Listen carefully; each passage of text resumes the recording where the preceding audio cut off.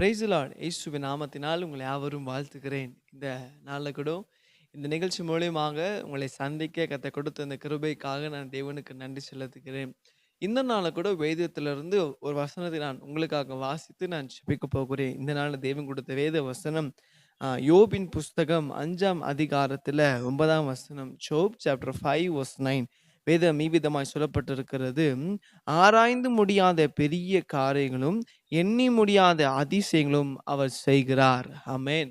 ஆண்டு சொல்றாரு, நான் உங்க வாழ்க்கையில ஆமென். நீங்க நினைக்கலாம், ஐயோ இந்த புதிய வருஷம் வந்துடுச்சே, இந்த அரை மணி நாட்களே எப்படி இருக்குமோ, அநேக காரியங்கள் இருக்கிறதே, தேவைங்க இருக்கிறதே, சூழ்நிலை எப்படி நம்ம தாண்டு போறோமோ அப்படின்னு நீங்க நினைக்கலாம்.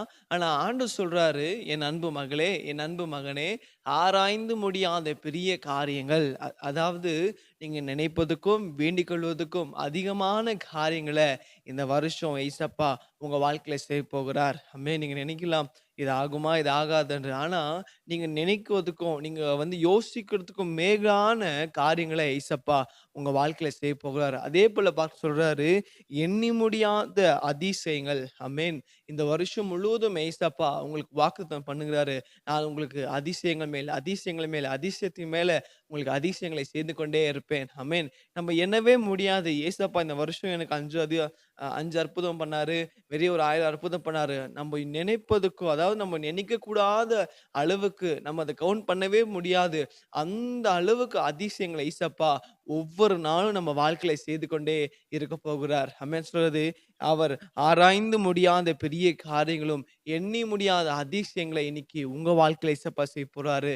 ஒருவேளை நீங்க நினைக்கலாம், ஐயோ அநேக வருஷமா எனக்கு இந்த திருமண வாழ்க்கை எனக்கு தடைப்பட்டு இருக்கிறதே, எனக்கு ஒரு குழந்தை பாக்கியம் இல்லையே, இல்லை என் பிஸ்னஸ்ல ஒரு வளர்ச்சியை பார்க்க முடியலையே, நான் ரொம்ப வருஷமா இந்த பிஸ்னஸ் ஸ்டார்ட் பண்ணணும்னு நினைக்கிறேன், ஆனால் என்னால் முடியலையே, இந்த வீடு வாங்கணும்னு நினைக்கிறேன், ஆனால முடியலையே, எனக்கு ஒரு வண்டி வாங்கணும்னு நினைக்கிறேன், ஆனால் எனக்கு முடியலையே, எல்லாமே ஓகே சக்ஸஸ் ஆகிற நிலைமையில் இருக்குது, ஆனால் திடீர்னு அது கைவிட்டு போகுதுன்னு. ஆனால் ஆண்டவர் சொல்றாரு, இந்த வருஷம் உங்களுக்கு அதை கர்த்தர் அற்புதங்களை செய்ய போகிறாரு. நீங்க நினைப்பதுக்கும் வேண்டிக் கொள்வதற்கும், அதுதான் நம்ம நினைவதுக்கும் மேலாக காரியங்களை ஆண்டவர் செய்து இந்த வருஷம் உங்களை அதிசயங்களை காண பண்ண போகிறார். உங்களை ஆசீர்வதிக்க போகிறார். விசுவாசிக்கிறீங்களா?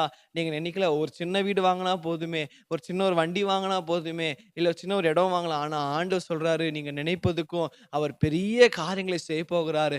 அநேக நீங்க நீங்க எண்ணி முடியாத அதிசயங்களை ஏசப்பா உங்க வாழ்க்கையில செய்து உங்கள் நாமத்தை ஏசப்பா நாமத்தை மையப்படுத்த போகிறோம். விசுவாசிக்கிறீங்களா?